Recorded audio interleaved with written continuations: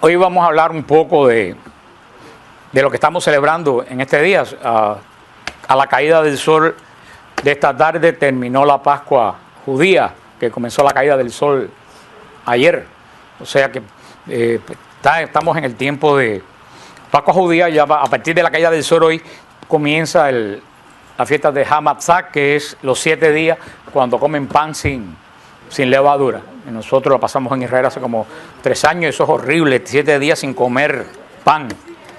Al primer día tú dices que matzah, ay, que cute, matzah, pero cuando llevas 6 o 7 días comiendo matzah en el desayuno, tú quieres ya que se acabe la fiesta del Ejá. Y en Israel sí lo llevan, como lo llevan los judíos. Y por eso en esta misma semana cae la Pascua cristiana, que es el sábado para el domingo, que comienza el sábado al atardecer, comienza esta Pascua. Bueno, esta Pascua se puso la misma semana que cae la Pascua judía. Por eso sí, hay luna, mañana pasado van a ver que hay luna llena, porque la Pascua es la primera luna llena de la primavera, así como los judíos ponen la Pascua, y la iglesia puso la Pascua igual. Lo único que la Pascua de los judíos cae cualquier día de la semana, y la iglesia, para seguir conmemorando el primer día de la semana, puso que la semana de Pascua se celebrara de domingo a domingo. ¿De qué semana? Para marcar la semana, de la semana que cayera la Pascua. Hubo una controversia en el siglo II si la Pascua se debía celebrar cualquier día de la semana, o sea, la muerte de Jesús, miércoles, jueves, y la iglesia determinó que no, que era preferible guardar el sentido del día domingo, y el Papa Víctor en el siglo III dio la orden para toda la iglesia, las orientales, para todas las iglesias, que la Semana Santa se celebrara siempre terminando la resurrección el domingo de Pascua. Y a partir de ahí, desde el siglo II, se está celebrando la Semana Santa prácticamente tal como la conocemos ahora. El tema que es un poco largo, no lo podemos dar completo hoy, ustedes lo pueden encontrar en Apologética Siloé. En Apologética Siloé se llama la Semana Santa. Ustedes pueden ver completo el tema ahí. Para poder entender brevemente la Semana Santa, tenemos que entender el plan de la salvación, que ya ustedes más o menos tienen una idea, porque hemos estado estudiando el Génesis y el Éxodo. Si tú no entiendes el plan de la salvación, tú no sabes qué estás celebrando. Primero tenemos que estar, y siempre se lo digo en Navidad, en todas las fechas, la iglesia no celebra fecha. La iglesia le celebra ¿qué cosa? Hecho, acontecimiento, hecho. Grábense eso. La iglesia no celebra fecha. ¿Celebra qué cosa? Hecho. Porque hay los protestantes que están dados a destruir toda la tradición. Porque todos estos ataques de laicismo contra la iglesia que hay en estos momentos empezó por los protestantes, poniendo en duda todo lo que la iglesia decía, y de ahí se pasó a la prensa y a los liberales. Pero ellos fueron los primeros que empezaron a destruir toda la base cristiana por sus propios intereses. Ahora andan diciendo que Cristo murió el miércoles, que no murió el viernes. Vamos a hablar de eso después. Pero yo lo que le quiero decir, que no importa que murió el viernes, que no importa que murió el miércoles, nosotros no celebramos la fecha, nosotros celebramos ¿qué cosa? El hecho. Tan es así que cada año cae un día diferente. Nosotros no estamos celebrando la fecha con que Cristo murió, estamos celebrando ¿qué cosa? El hecho de que Cristo nos redimió. Y eso es lo que celebramos, conmemoramos en la Semana Mayor, y tenemos que entender el plan de la salvación. Para poder, si no, para ti esto es una celebración más. Si no, esto para ti es, qué sé yo, ir a la iglesia a coger la palma bendita para después hacer, sabe Dios qué cosa, un farolito, el triste destino de las palmas benditas que terminan hecho un farol colgando de parabrisas de un carro, ¿eh? Pero hay porque hay gente que tejen una cruz, en Cuba tejían un farolito y lo colgaban del carro. Tenemos que entender que Dios creó al hombre. Cuando Dios crea al hombre, estableció un pacto con el hombre. ¿Se acuerdan cuál era el mandato del pacto? Creced, multiplicaos y someted la tierra. Este pacto, cuando se iba a celebrar, ¿se acuerdan que estudiamos en Génesis? El 7º día, cuando el hombre y la mujer se iban a unir para crear la vida que Dios le había dado poder para crear adoradores de Dios. Ese pacto nunca se llegó a cerrar, porque el día antes el hombre pecó. El hombre desistió de obedecer a Dios. Cuando el hombre desiste de obedecer a Dios, el hombre pierde lo que tenía, que lo hacía semejante a Dios. ¿Qué es lo que tenía el hombre que lo hacía semejante a Dios? La gracia. Cuando el hombre peca, el hombre pierde la gracia, y al perder la gracia deja de parecerse a Dios. Cuando Dios mira al hombre, ya no reconoce en él una imagen de él, sino reconoce a un ser extraño, que no se parece en absoluto a él. Dios tenía dos posibilidades: destruir la creación o arreglarla. Dios no la iba a destruir porque Dios nunca se arrepiente de lo que hace. Entonces Dios decide arreglar la salvación. Y para arreglar la salvación, ¿quién viene a arreglar la salvación? El mismo por el cual se hizo la creación. ¿Quién vino a arreglar la creación? El mismo que realizó la creación. Que dice Génesis, que dice San Pablo, que todo fue hecho a través de Cristo. ¿A través de qué? Dios crea a través de la palabra. ¿Y quién es la palabra? Cristo. Por eso dice que a través del verbo, porque todavía no era Cristo, a través del verbo todas las cosas fueron hechas. Entonces sí, les puse el ejemplo en esa vez cuando hablamos de Génesis. Si ustedes compran un aire acondicionado en Sears con garantía y el aire se le rompe, ¿a quién ustedes llaman para que se lo arregle? Así es que se lo vendió, ¿no? Bueno, pues así, a través del que hizo la creación, viene a qué? A arreglarla. Por eso es que el mismo, la segunda persona, el verbo de la Trinidad, a través del cual se creó todo, viene no a solo arreglarla, sino a hacer una nueva creación. Por eso dice el Apocalipsis: mira que todo lo antiguo ha pasado y hago todas las cosas nuevas. Ya esta creación no va a ser física. La creación física fue hecha al principio de todo, antes del tiempo. La creación la nueva creación que va a ser el verbo cuando viene, es una creación espiritual. Va a restaurar al hombre tal como estaba el día antes del pecado. ¿Qué es lo que el hombre perdió cuando el pecado? La gracia. ¿Qué es lo que va a venir a través de esta redención de Cristo? La gracia que se había perdido. Para eso no va a venir por un acto mágico, porque ¿qué es lo que hizo, qué pecado hizo al hombre perder la gracia?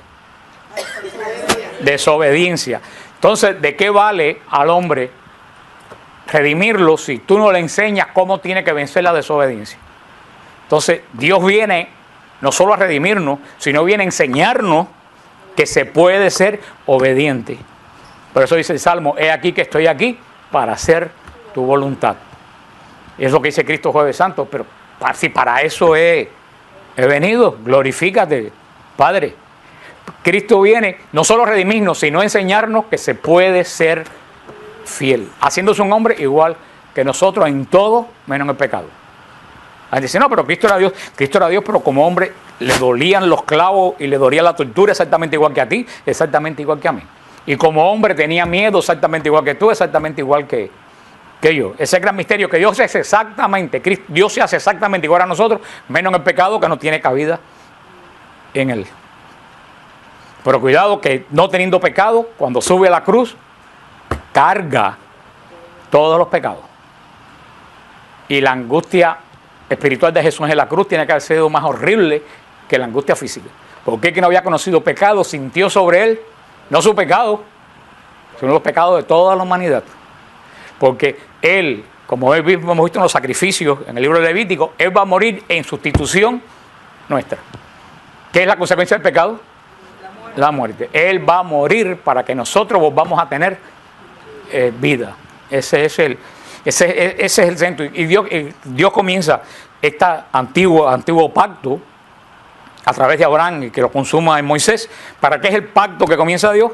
Para preparar la venida del Mesías. ¿A quién apunta todo el primer pacto? A Cristo y su obra redentora. Por eso, cuando Cristo muere en la cruz, ¿qué son las últimas palabras que dice? Todo se ha cumplido. Quiere decir que si él venía, el pacto se había hecho para que venga el Mesías y nos redima. Al él redimirnos, el pacto no fue que se votó por malo, no es que nos sirviera, es que se cumplió. Es cuando ustedes hacen un pacto, compran un carro y le hacen un contrato con el banco. Cuando ustedes terminan de pagar el carro, ¿qué pasa con el contrato? Por malo, no porque cumplió su cometido. Así pasa con el antiguo pacto. Cuando Cristo muere, ya no tiene función el antiguo pacto, porque él apuntaba a ese momento de la cruz. ¿Ustedes entienden eso? Y cuando Cristo muere en la cruz, se establece el nuevo pacto.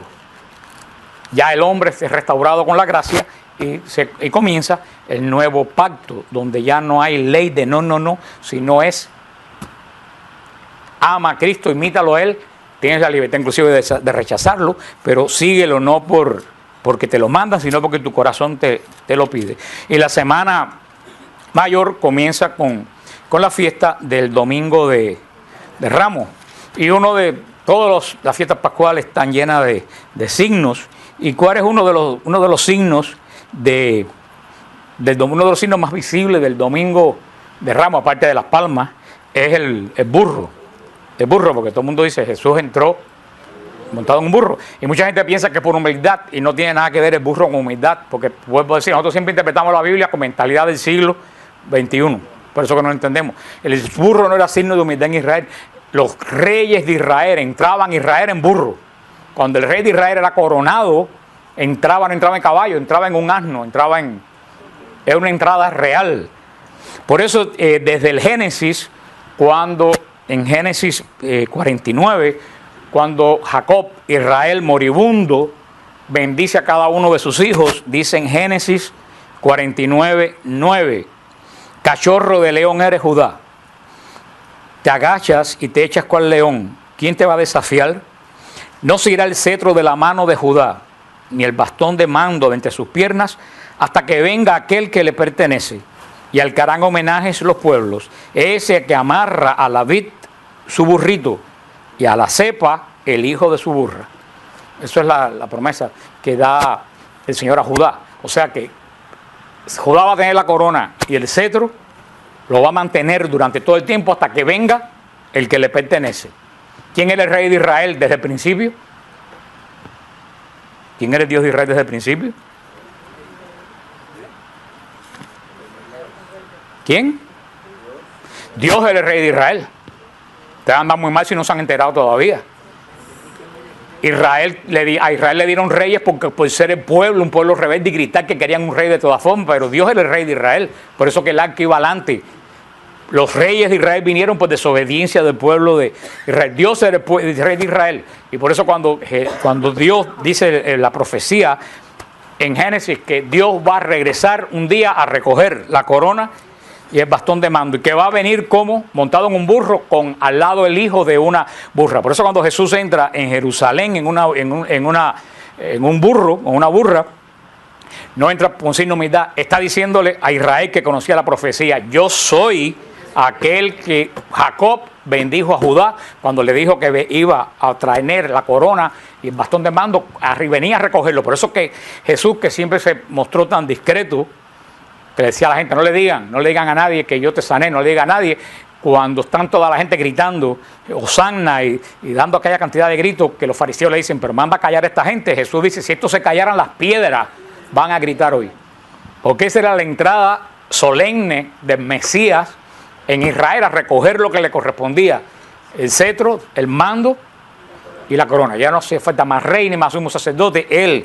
Y el profeta Zacarías también va a decirnos más adelante, dice: alégrate, hija de Sión, grita de alegría, que es lo que cantamos, grita de alegría, hija de Jerusalén, mira que tu rey viene a ti, justo, salvador y humilde, viene montado en un asno, en un pollino, cría de asna. También el profeta había anunciado que el Mesías iba a entrar en Jerusalén, justo y salvador, montado en un asno. Por eso la entrada, el Domingo de Ramos, cuando celebramos la entrada de Jesús en Jerusalén, que lo que estamos celebrando es el señorío de Jesucristo. Es el señorío de Jesucristo. ¿Cuál es otra de las características del Domingo de Ramos? Las palmas. ¿Por qué? Porque dice que la gente arrancando palmas salió al encuentro. Y esto de las palmas es muy típico de la fiesta del Hosanna, del Hosanna Rabá, la fiesta de Sukkot, la fiesta de los tabernáculos. El séptimo día de la fiesta de los tabernáculos, el sumo sacerdote bajaba a la fuente de Siloé y recogía agua y subía al monte, moría con el agua de la piscina de Siloé, mientras todo Israel danzaba con palmas alrededor gritando Hosanna, Hosanna, Hosanna, que era el día que se aclamaba por la venida del Mesías. Y Hosanna quiere decir: la salvación llegó hoy. Era un día mesiánico donde el agua simbolizaba el Mesías. Por eso en esa fiesta del Hosanna Rabá, de la salvación hoy, el séptimo día de la fiesta de Sukkot, es cuando Jesús grita en el templo: el que tenga sed, que venga de mí y beba. Porque esa agua que estaba el sacerdote derramando en el altar era símbolo de ¿quién?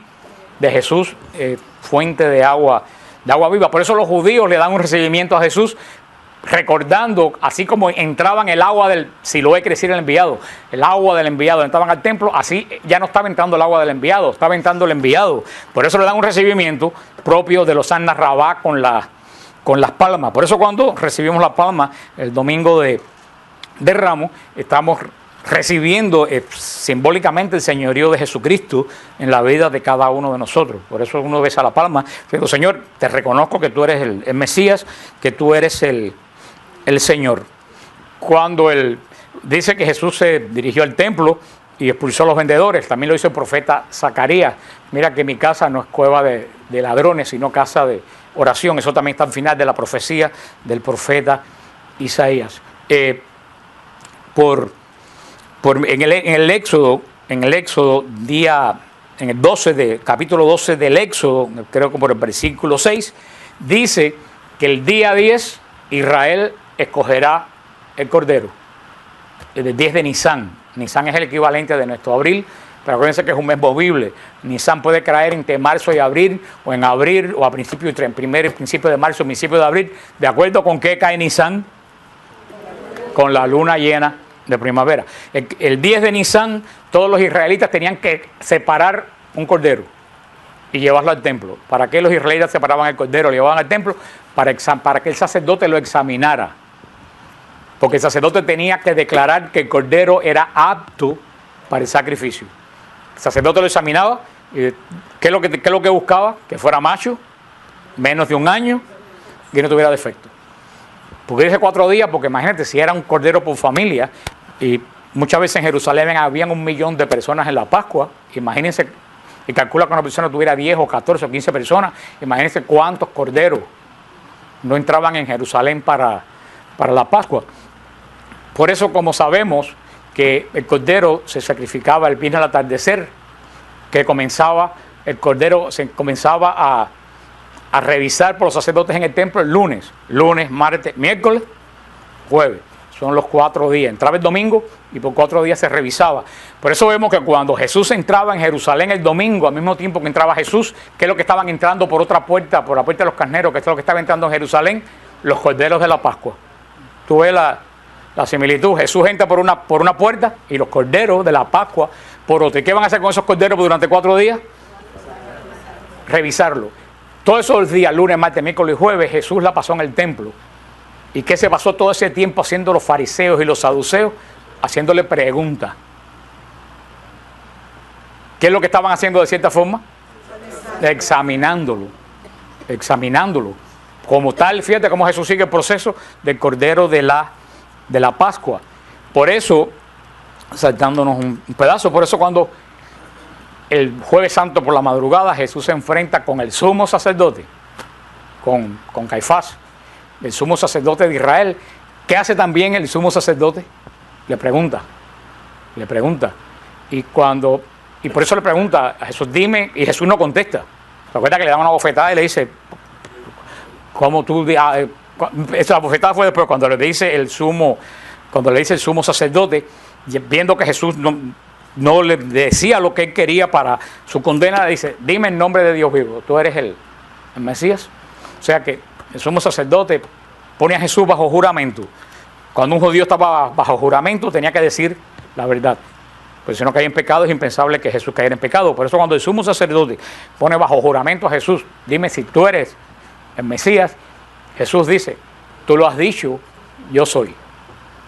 Y vemos que el sumo sacerdote se pone de pie y se rasga la vestidura, hecho que muy pocas veces ocurría en Israel.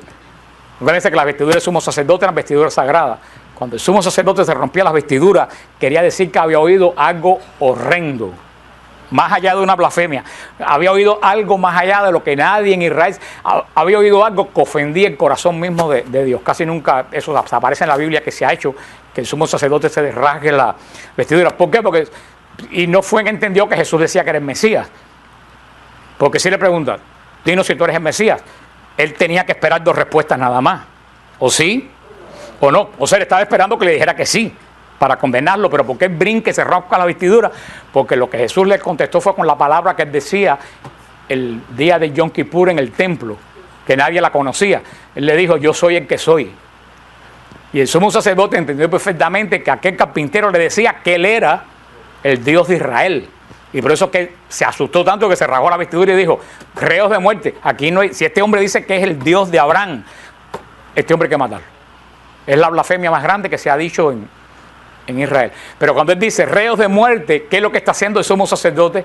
Certificando que el cordero es apto para el sacrificio. Usted no ve cómo Cristo sigue todos los pasos del cordero pascual. Eso es el Jueves Santo, cuando él se enfrenta en la madrugada a Caifás, pero llega la mañana del Jueves Santo, y lo hemos hablado montones de veces, por eso no voy a detenerme mucho en el Jueves Santo, porque lo hemos hablado en la clase de la cena de la Pascua Eterna. Lo hemos hablado, ustedes muchas veces lo han oído, si no está en Siloé, para los hermanos que ven estos otros lugares del mundo a través de los videos, lo pueden ver en apologeticasiloé.com bajo el tema de la Pascua Eterna. Llega el Jueves Santo y Jesús adelanta la Pascua. ¿Por qué adelanta la Pascua? Lo dijimos, porque en la Mishnah decía que si una persona estaba en posibilidad de celebrar la Pascua, el día que se celebraba la podía adelantar o atrasar, pero que siempre tenía que hacerla. Y Jesús se reúne con sus discípulos el día antes, porque tiene una razón muy importante para no celebrarla el viernes a la caída del sol, que es cuando se celebraba la Pascua en Israel. Jesús adelanta la cena pascual, y cuando se adelantaba la cena pascual no había cordero, porque el cordero había que sacrificarlo el día antes de la Pascua en el templo. Por eso cuando se comía la cena pascual fuera del día de la Pascua, lo que se ponía era un hueso de cordero. Por eso San Lucas y los evangelistas no nos narran en ningún momento de la cena pascual que Jesús comiera un cordero. No había cordero, porque él estaba adelantado y también tenía un gran propósito. Por eso en el Evangelio de San Lucas, cuando se habla de la cena pascual de Jesús el jueves por la noche, Jesús comienza diciendo, en verdad he deseado muchísimo comer esta noche esta cena con ustedes. Esa cena iba a ser, dice Jesús, que la ha deseado muchísimo, más allá de cualquier otra cosa que Jesús ha deseado, deseó que llegara esa noche, porque esa era la noche que iba a ser el engranaje, iba a ser la transición del culto entre el antiguo y el nuevo pacto. Por eso comienza la cena pascual, tal como le hemos explicado decenas de veces aquí. He oído por otros lugares que me han invitado en otros países también explicando la cena pascual. Comienza la cena pascual, que ustedes todos han oído hablar ya, y Jesús hace algo diferente en el medio de la cena pascual. En vez de romper el pan que encontraron después que lo buscaron, el aficomen, en vez de partirlo, Jesús coge y dice, esto es mi cuerpo. O sea, está haciendo algo totalmente nuevo. Y recuérdense que dijimos que el segundo de los 3 panes que se come en la cena pascual representaba a la segunda persona de la Trinidad. Por eso dice Jesús, esto que ustedes han representado durante tanto tiempo es mi cuerpo. Tomad y comed. Y aquí los apóstoles tienen que haberse recordado lo que Jesús dijo en el discurso de Juan 6. Mi carne es verdadera comida y mi sangre es verdadera bebida. Yo soy el pan bajado del cielo, el pan es mi carne que daré para redención del mundo. Que come mi carne y bebe mi sangre tiene vida eterna, y yo los resucitaré en el último día. Y los judíos que hablaban perfecto arameo igual que Jesús, entendieron muy bien lo que dijo Jesús. Los que estaban oyendo a Jesús no dijeron, oye, qué bien habla este muchacho. Mírase, ¿qué fue lo que dijeron? Esto no hay quien lo escuche. Y se fueron. ¿Por qué? Porque ellos entendieron que aquel carpintero decía que a él había que comérselo. Y dijeron, hasta aquí llegamos. Y Jesús perdió a la mayoría de sus seguidores cuando dio el discurso de Juan 6. Y por eso cuando se vira a los apóstoles no le dicen, se los voy a explicar, que le dice, ustedes se quedan o se van. Punto, eso no se explica. Se acepta o te vas. Se acepta por fe o te vas. Es el corazón de la alianza, porque Jesús va a ocupar el lugar del Cordero de la antigua alianza. Por eso, ahora nosotros en la Eucaristía, por eso el Jueves Santo es el eslabón entre el antiguo y el nuevo culto. Por eso que después coge Jesús la copa de la redención y dice, esta es la sangre de mi alianza nueva y eterna. Mira la palabra alianza, el pacto. Esta es la sangre del nuevo pacto que será entregada por ustedes por todos los pecados. Por eso, ese era el lenguaje que se usaba propio del sacrificio del Cordero Pascual en el templo, cuando el Cordero de la alianza.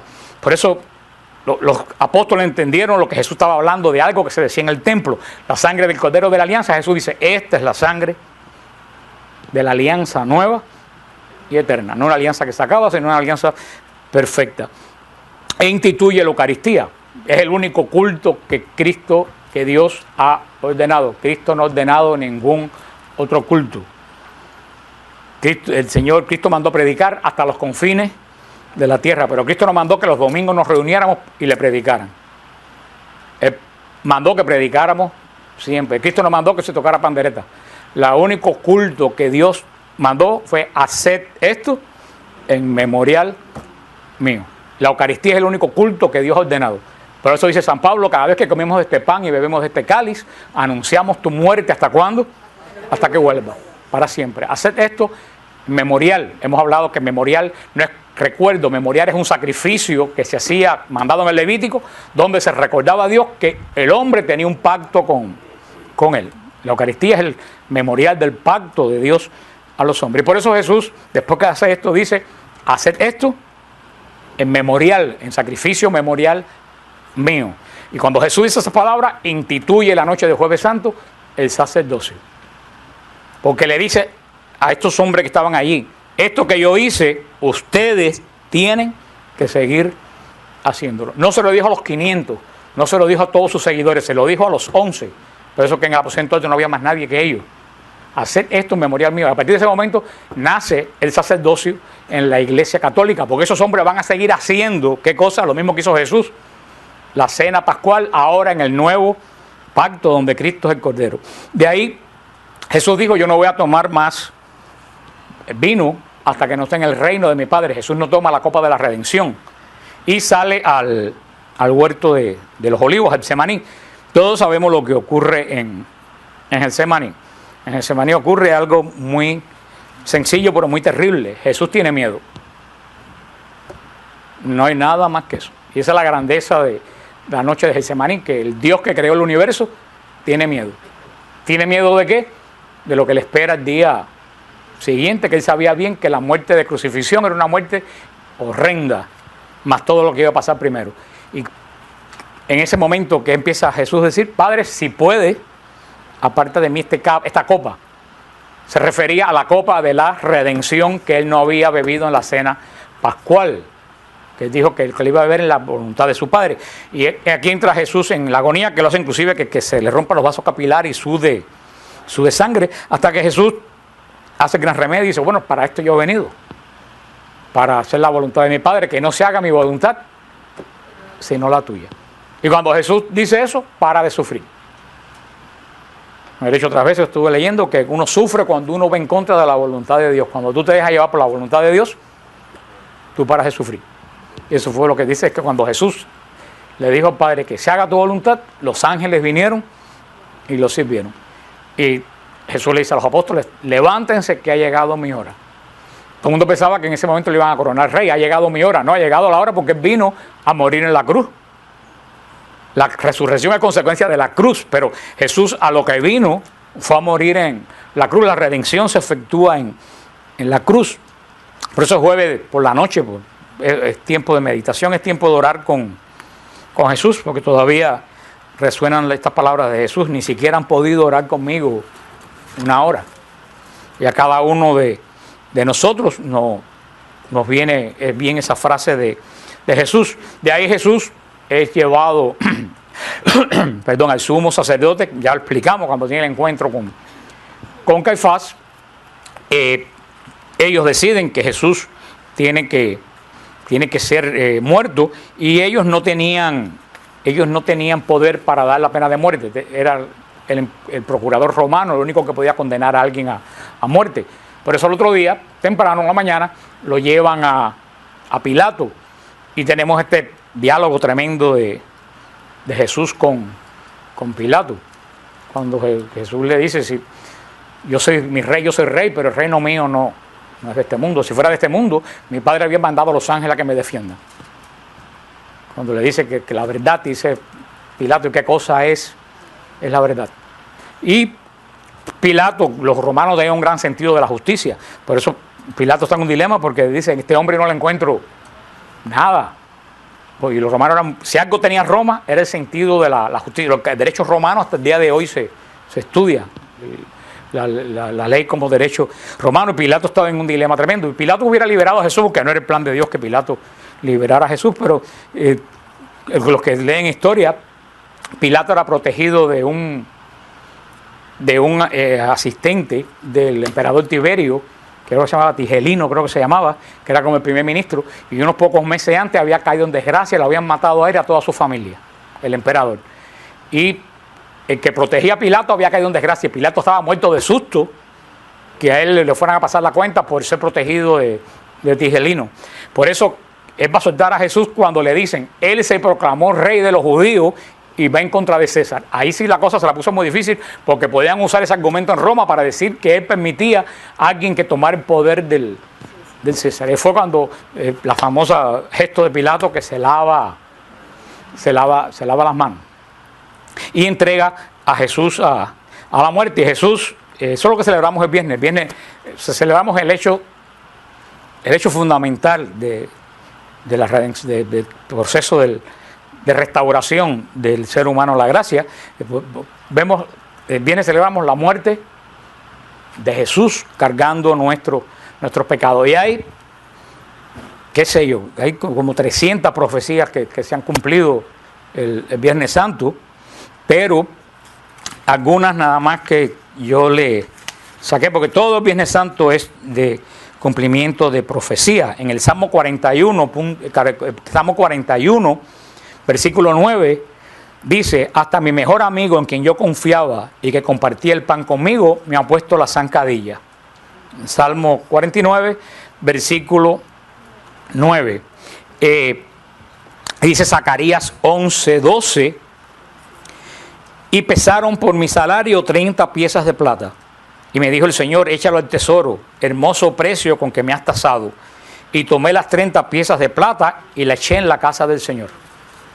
Tal como se cumple a través de Judas. En Isaías 53, versículo 8, dice, después de prenderlo y juzgarlo, le dieron muerte. Nadie se preocupó de su descendencia. Fue arrancado de la tierra de los vivientes y golpeado por la transgresión de mi pueblo. Yo les animo que ahora en Semana Santa mediten el capítulo 53 de Isaías, que es el capítulo hermoso que se llama El Siervo de Yahvé, que está lleno de profecías que se cumplieron el Viernes Santo. También en Isaías 53:7, Isaías 53:7 dice, maltratado y humillado, ni siquiera abrió su boca, como cordero fue llevado al matadero, como oveja enmudeció ante su trasquilador, y ni siquiera abrió su boca. Isaías 56 dice, ofrecí mi espalda a los que me golpeaban, mis mejillas a los que me arrancaban la barba. Ante las burlas y escupidas no escondí mi rostro. También profecía. En el Salmo 22:7, cuantos me ven se ríen de mí, lanzan insultos, menean la cabeza diciendo, este confió en el Señor, porque el Señor lo ponga a salvo. También se cumplió la Escritura. Salmo 22, capítulo 14. Hay dos capítulos de la Biblia que hablan tremendamente del Viernes Santo. El capítulo 53 de Isaías y el Salmo 22. Dice el Salmo 22:14, como agua he sido derramado, dislocados están mis huesos, mi corazón se ha vuelto como cera y se derrite en mis entrañas. Como perros de presa me han rodeado, me han cercado una banda de malvados, me han traspasado las manos y los pies. Puedo contar todos mis huesos, con satisfacción perversa la gente se detiene a mirarme. También dice Isaías 53:12, por lo tanto le daré un puesto entre los grandes y repartiré botín con los fuertes, porque derramó su vida hasta la muerte y fue contado entre los transgresores, cargó con el pecado de muchos e intercedió por los pecadores. En el Salmo 69, versículo 21, en mi comida pusieron hiel y para calmar mi sed me dieron vinagre. 69, 21. En el Salmo 22:18 Se reparten entre ellos mis vestidos y sobre mi ropa echan suerte. En uno de los capítulos más hermosos de Isaías 53, el 5, que dice: fue traspasado por nuestras rebeliones y molido por nuestra iniquidad.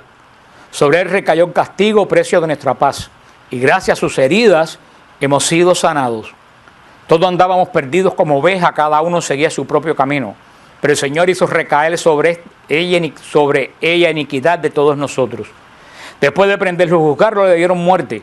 Nadie se preocupó de su descendencia. Fue arrancado de la tierra de los vivientes y golpeado por la transgresión de mi pueblo. Muchísimas más profecías, pero no tenemos tiempo. Casi toda la pasión está profetizada en los salmos y en los profetas. Por eso vemos que Jesús, sobre las 12 del día, sube a la cruz la víspera de la Pascua. Y no, desafortunadamente, vean el programa en Apologética Secular, no tenemos tiempo, porque esto es un retiro muy largo, las profecías que se cumplieron, pero Jesús, todo el Viernes Santo está lleno de profecías cumplidas, de símbolos. Jesús, cuando sube a la cruz, sube con una túnica de lino blanca que no tenía costura. Eso lo hemos hablado ahora. Esa es la túnica que se ponía el sumo sacerdote el día de la expiación. Y se recuerdan que toda esa túnica blanca sin costura del sumo sacerdote se llenaba de la sangre de los corderos que él ofrecía por el pecado del pueblo. Jesús sube a la cruz vestido como se vestían los sumos sacerdotes. Y Jesús, vestido de sumo sacerdote, sube a la cruz, es crucificado, como dice el Salmo, entre bandoleros, entre ladrones, y comienza la agonía de Jesús, que dura estas 3 horas hasta las 3 de la tarde. Durante esta agonía, Jesús dice las famosas 7 palabras, que de todos, para mí una de las palabras más estremecedoras de las 7 palabras es la que dice, la más corta, que dice: tengo sed. Una palabra tan sencilla que el Dios del universo tuviera sed y no pudiera mover las manos para tomar agua. Todo el mundo sabe lo horrible que es la sed, y más Jesús, que estaba deshidratado. Es tremenda, esas palabras te estremecen cuando Jesús dice. Y nosotros lo oímos decir como oímos cantar. Imagínate que tú tienes una sed horrible porque estás deshidratado y tienes las manos amarradas y no puedes tomar agua. Y cuando Jesús dice que tiene sed, le ponen un hisopo. Y no se acuerdan en qué caña está enganchado que dice el Evangelio, en qué caña está enganchado el hisopo. El hisopo está enganchado, la esponja, ya lo dije, la esponja está enganchada en la caña de hisopo. Y el hisopo es con lo que se regaba la sangre del cordero en la puerta de las casas judías el día de la Pascua. Y cuando Jesús toma el vino, dice: todo se ha consumado. O sea, Jesús había dicho en la cena pascual que él no iba a tomar la copa de la redención hasta que no estuviera en el reino de su Padre. Jesús dijo que el reino de su Padre es de aquel que hace la voluntad de Dios.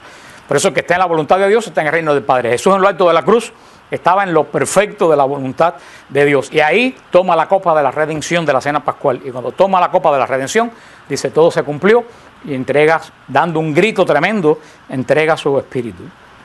¿Por qué gritó Jesús? Es el gran misterio de los siglos, pero mucha gente cree, y yo estoy de acuerdo con eso, que Jesús gritó para que se dieran cuenta que él no se moría asfixiado. Los crucificados se morían de asfixia. Y una persona que se muere de asfixia no puede gritar. Jesús gritó porque lo dijo bien claro: ustedes no me quitan la vida, yo la doy. O sea que Jesús, cuando llegó el momento que ya había sido todo lo obediente que hacía falta para enseñarnos a nosotros, él mismo voluntariamente entregó su vida, y por eso gritó, para que nos diéramos cuenta que ni se le reventó el corazón ni se ahogó. Él voluntariamente entregó su vida. Y en ese momento la cortina se rasgó en dos, del que se le paraba a Dios del pacto del pueblo. Quiere decir, se acabó el antiguo pacto, se acabó el antiguo culto, comenzó el nuevo pacto. En la cruz también hay otras palabras enigmáticas, como esa palabra que usan los testigos de Jehová: Dios mío, ¿por qué me has abandonado? Dice, ¿cómo Dios dice que Dios lo abandonó? Primeramente, el Salmo está mal traducido, con perdón de San Jerónimo. Porque, ¿qué es lo que dice? Dios mío. Y en otras versiones no dice Dios mío está mejor, pero en otras versiones dice: Padre, ¿por qué me has abandonado? Y ahí Cristo no dice Padre en ningún momento, dice Elohim Elohim. Dice, Altísimo, Altísimo, ¿por qué me has abandonado? Porque él dice, ¿cómo compadre va a abandonar a Dios? Y lo que no saben, que así comienza el Salmo 22. El Salmo 22, que está lleno de profecías de la muerte de Jesús, comienza, Dios mío, ¿por qué me has abandonado? Jesús en la cruz no estaba quejándose a Dios. Jesús en la cruz estaba rezando el Salmo 22, que dice, me traspasaron los huesos, me traspasaron el costado, se rasgaron mis túnicas. Eso lo dice el Salmo 22, léanse el Salmo 22. Y en el momento que Jesús muere en la cruz a las 3 de la tarde, es cuando está sonando la trompeta del templo, que comienza el sacrificio del Cordero de la Pascua. Y a partir que Jesús es bajado de la cruz, es puesto en el sepulcro, un sepulcro nuevo, como dice también la palabra, comienza estos días que Jesús permanece en la tumba. ¿Qué hizo Jesús en la tumba? Lo dice la carta del apóstol Pedro. Cuando Jesús murió, su espíritu descendió al lugar de los muertos para predicarle a las personas que estaban allí desde la época de Noé. Así como Jesús predicó 3 días a los que estaban vivos, había un sinnúmero de gente, todos los profetas del Antiguo Testamento, Abraham, los 12 muchachos de Jacob, todo, Isaías, Isabel, Joaquín, Ana, todos esos justos del Antiguo Testamento estaban en el lugar de los muertos, que no era el cielo ni el purgatorio, eso todavía no estaba abierto ni el cielo ni el purgatorio, y Jesús baja al lugar de los muertos a predicar lo mismo que él predicó en vida, para que esa gente entendieran. Yo estaba intercambiando ideas con un hermano pentecostal que vino el martes pasado aquí, y en la iglesia de él enseña que cuando el hombre se muere se duerme. Y ya, yo dije, bueno, ven acá. Entonces, ¿a quién Jesús le fue a predicar? A gente que estaban dormidas. Y después le dije, y Lázaro y Epulón, que están muertos, ¿qué estaban haciendo entre ellos? Hablando. ¿Y quién se le aparece a Jesús en el Tabor? Moisés y Elías, que hacían 600 años que se habían... Y no solo están hablando con Jesús, están hablando de lo que está pasando. Y tú le dabas todos esos datos y decías, no, pero el que se muere se duerme. Entonces me le dije, mi hermano, yo no puedo seguir perdiendo el tiempo contigo porque te estoy dando versículos bíblicos y tú no estás procesando lo que yo te estoy... Mientras yo te hablo, tú estás pensando en qué me vas a contestar y me repite lo mismo que tu pastor te dice. Porque ustedes nieguen el hecho, la consecuencia fundamental de la resurrección y de la cruz, que es que Jesús nos dio vida eterna, que es lo que pidió el hombre. Eso es pecado contra el Espíritu Santo. Y oro por él y lo dejé. No hay nada que hacer con esa persona que tú le estás dando datos y te sigue y le decía, pero dame un versículo del Nuevo Testamento donde diga que las personas se duermen. Y no lo encontraba. Ay, yo te lo voy a buscar. Digo, bueno, cuando tú me lo busques, yo me voy a volver pentecostal. No vino hoy, claro que no va a venir. Porque nada más que lo invitó la hermana, porque nada más que me sacaba versículos del Antiguo Testamento. Yo decía, el Antiguo Testamento no vale en doctrina porque Jesús dio la revelación total. El Antiguo Testamento dice ojo por ojo y diente por diente. Y Jesús dice, más yo les digo, perdonen 70 veces 7. Tú no puedes buscar doctrina en el Antiguo Testamento. Pero Jesús, en esos días que permanece su cuerpo en la tumba, su espíritu, como todos los espíritus de los hombres, bajó al lugar de los muertos a predicar.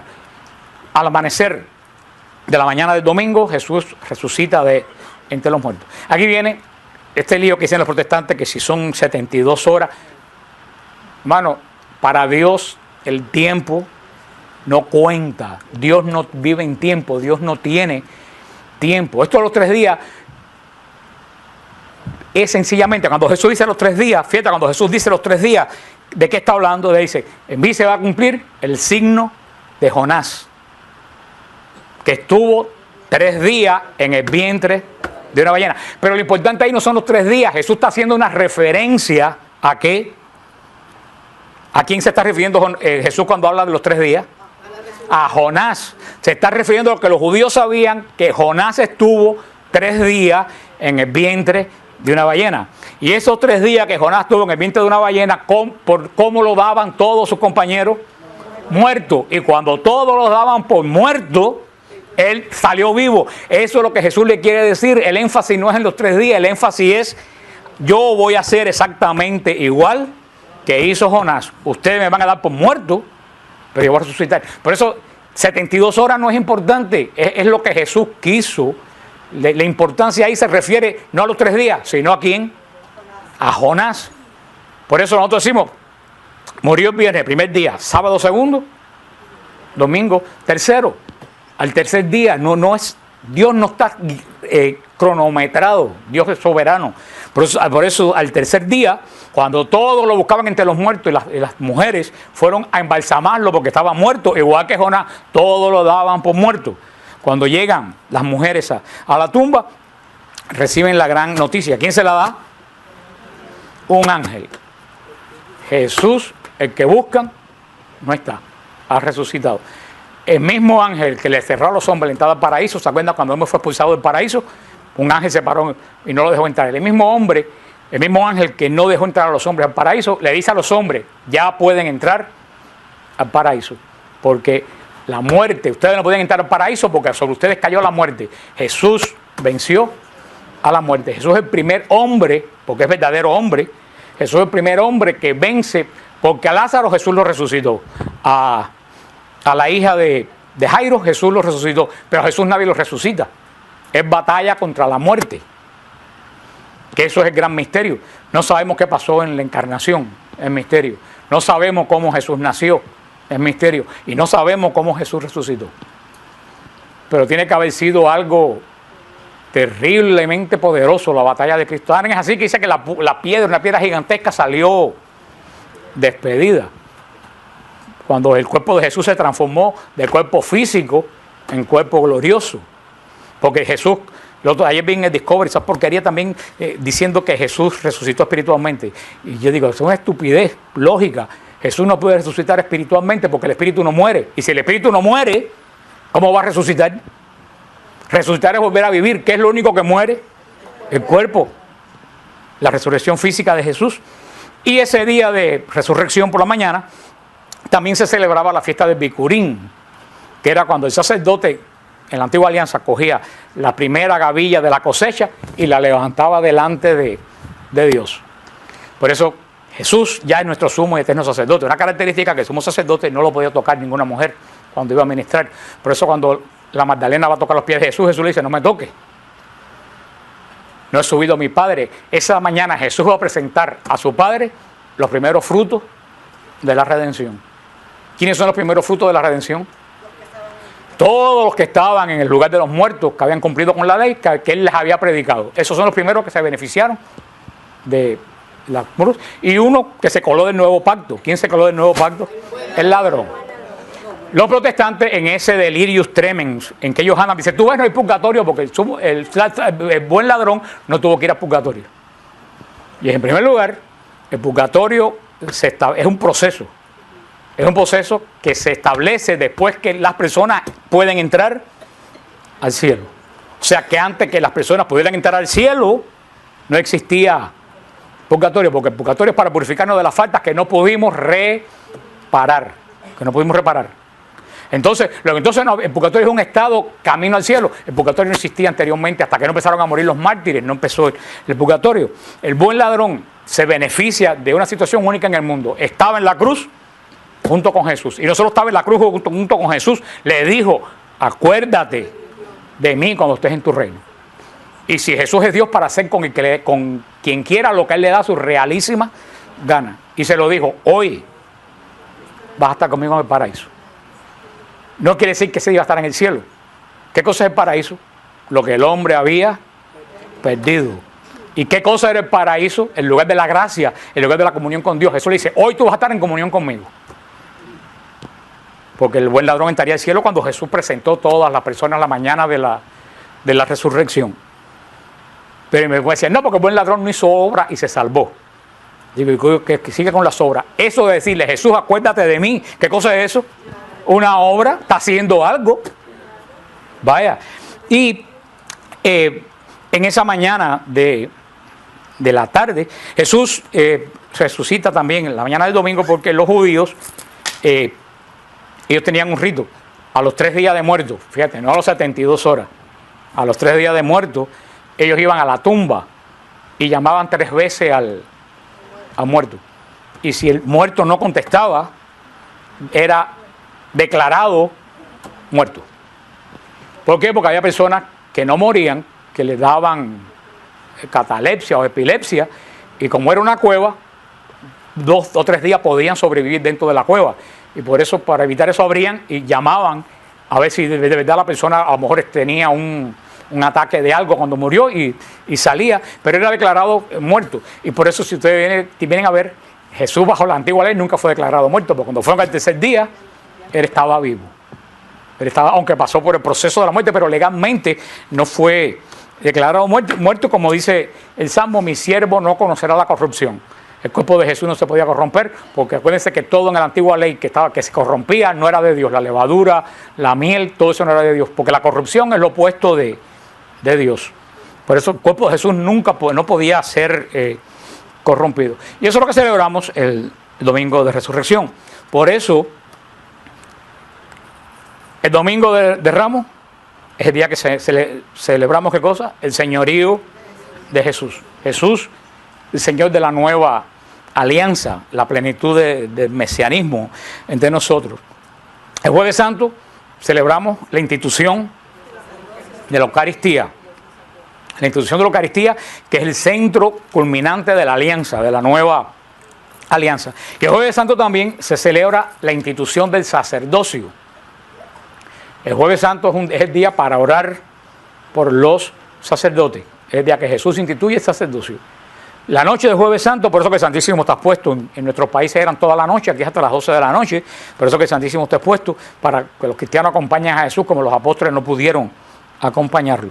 El Viernes Santo no es un día como antiguamente de luto, que la gente se vestía de negro, un día agobiante, pero tampoco es un día de fiesta. No es un día de luto porque yo no puedo tener luto el día que Jesús me dio la vida nueva y el día que Jesús me redimió. Pero tampoco puedo ser fiesta porque la redención mía mira todo el horror que le costó a Jesús. O sea, por eso yo defino siempre el Viernes Santo ni como un día de fiesta, ni como un día de luto. Como yo defino el Viernes Santo, como un día solemne. Como un día solemne, como un día cuando tú te quedas sin palabras frente a lo que sucede. Es un día de ayuno, uno de los 2 días de ayuno oficial de la iglesia, el día de ayuno, el día de recogimiento, es día de oración para que esta redención de Jesús llegue cada vez a más personas posible. El Sábado Santo es día de recogimiento porque recordamos el tiempo que Jesús estuvo en el sepulcro por culpa de nuestros pecados. El domingo de resurrección es la fiesta de la fiesta, es cuando Jesús nos vence el último enemigo que le quedaba al hombre, que era la muerte, y cuando reafirma su mesianismo. El domingo de resurrección es muy importante porque en la tarde del domingo de resurrección Jesús instituye el sacramento de la confesión. Las primeras palabras que Jesús, ¿se acuerdan? Resucitado, lo primero que hace es soplar. Dios no soplaba desde que sopló en la nariz de Adán. Dios sopla 2 veces nada más en la historia, en la nariz de Adán y el domingo de resurrección. Cuando sopló en la nariz de Adán, dio su espíritu. El domingo de resurrección dio su espíritu. ¿Para qué sopló en la nariz de Adán? Para que Adán tuviera vida. Cuando Jesús sopla sobre los apóstoles, ¿qué le dice? Reciban el Espíritu Santo. A quienes ustedes perdonen los pecados, les serán perdonados. Jesús, a través de ese poder que le da a la iglesia, le da vida nueva al creyente, porque el creyente cuando peca está muerto. Y cuando recibimos el perdón en el sacramento de la confesión por el poder que dio Jesús, fíjate que es lo primero que Jesús hizo resucitado. Lo primero que hace Jesús resucitado es darle poder a la iglesia para darle vida al que está muerto por el pecado. Y el gran poder de la confesión es que la confesión no solo perdona los pecados, la confesión libera de ataduras del demonio. La confesión tiene un tremendo poder de liberación. Por eso muchas personas que tienen problemas espirituales les recomiendan que confiesen frecuentemente. Y la confesión está considerado por la Iglesia en el Catecismo como un sacramento de sanación. Porque el origen de muchas enfermedades es el pecado. Eso, y en la tarde del domingo, Jesús celebra la segunda Eucaristía que se celebró en su vida. ¿Dónde? En camino de Emaús. Y fíjate, cuando Jesús camina con los apóstoles, con los discípulos de Emaús, cuando Jesús se da a conocer, los apóstoles dicen, ¿ustedes no sentían como el corazón nos ardía cuando Él nos explicaba la Escritura? Pero fíjate qué interesante, la Escritura hizo ¿qué cosa? Que le ardiera el corazón. ¿Pero lo conocieron? No. Los discípulos conocieron a Jesús cuando partió el pan, en la Eucaristía. La Escritura te puede emocionar muchísimo, pero tú no conoces a Jesús hasta que tú no recibes la Eucaristía. Es cuando tú verdaderamente tienes un conocimiento íntimo de Jesús en comunión contigo. Todo eso celebramos en esta Semana Santa, que la hemos visto a saltos, de salto. En salto muchas otras cosas se han quedado por decir, pero para que tengan una idea general, pueden, si ven, en Siloé están mucho más extendidos todas las explicaciones.